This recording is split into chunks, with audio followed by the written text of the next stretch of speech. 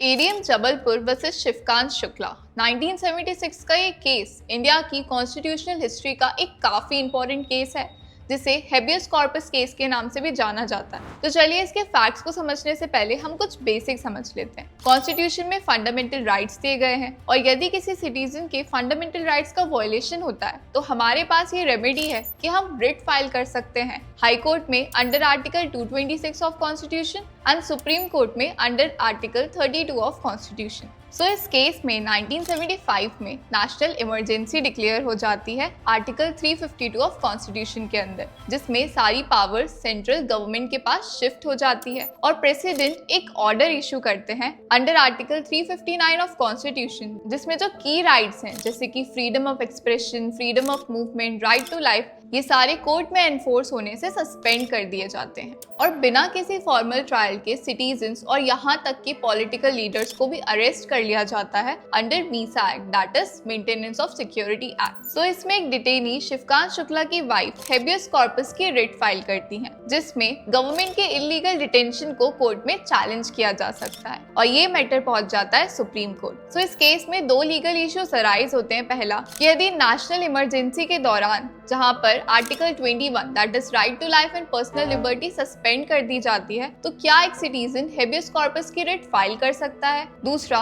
क्या इमरजेंसी के दौरान स्टेट के पास ये पावर है कि वो किसी को भी अरेस्ट कर सकते हैं बिना किसी जुडिशियल रिव्यू के। तो देखते हैं इस केस का जजमेंट क्या आता है। सो इस केस में 5 जजेस की बेंच बैठती और 4:1 के रेशियो में गवर्नमेंट के फेवर में जजमेंट आ जाता है, जिसमें ये कहा जाता है कि इमरजेंसी के टाइम पर हेबियस कॉर्पस की रिट फाइल नहीं हो सकती जब आर्टिकल 21 सस्पेंड करा गया हो और ना कोर्ट के पास ये पावर है कि वो इमरजेंसी के टाइम करे गए गवर्नमेंट के डिटेंशन को चैलेंज कर सके। बट इस केस में एक सोल डिसेंटर होते हैं जस्टिस HR खन्ना, जिनका ये कहना रहता है कि article 21 that is right to life and personal liberty एक इनहेरिटेड एंड नेचुरल राइट है जिसे इमरजेंसी के टाइम पर भी सस्पेंड नहीं किया जाना चाहिए। सो ये जजमेंट कॉन्स्टिट्यूशन का एक डार्क चैप्टर माना गया है जिसे काफी ज्यादा क्रिटिसिज्म का सामना करना पड़ता है। पर 44th अमेंडमेंट के बाद ये कहा गया कि आर्टिकल 21 को सस्पेंड नहीं किया जाएगा ड्यूरिंग इमरजेंसी और इस केस को ओवररूल कर दिया जाता है KS Puttaswamy versus union of India के केस में। So thank you and keep following Aashayein judiciary for such legal updates.